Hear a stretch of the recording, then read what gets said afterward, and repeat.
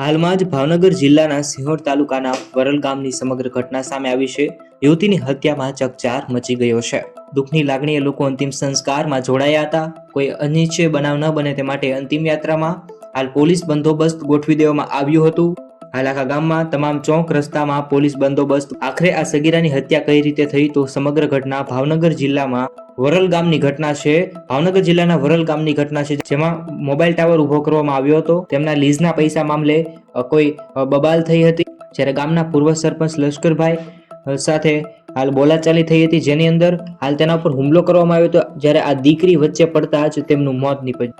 જ્યારે આરોપીએ સરપંચ લશ્કરભાઈ ઉપર હુમલો કર્યો ત્યારે નજીકમાં જ રહેતી તેમની ભત્રીજી રાધિકા નામની યુવતી તેમને બચાવવા માટે વચ્ચે પડી હતી। જ્યારે ભત્રીજી રાધિકા તે કાકાને બચાવવા માટે ફટાફટ આવી અને હાલ બચાવવા માટે દોડી પડી, પરંતુ આરોપીએ તેના ઉપર છરીના ઘા ઝીકી દીધા અને તેમની હત્યા કરવામાં આવી છે। હાલ છરીના ઘા ઝીકી દેતા જ ઘટના સ્થળે તેમનું મોત નીપજી ગયું।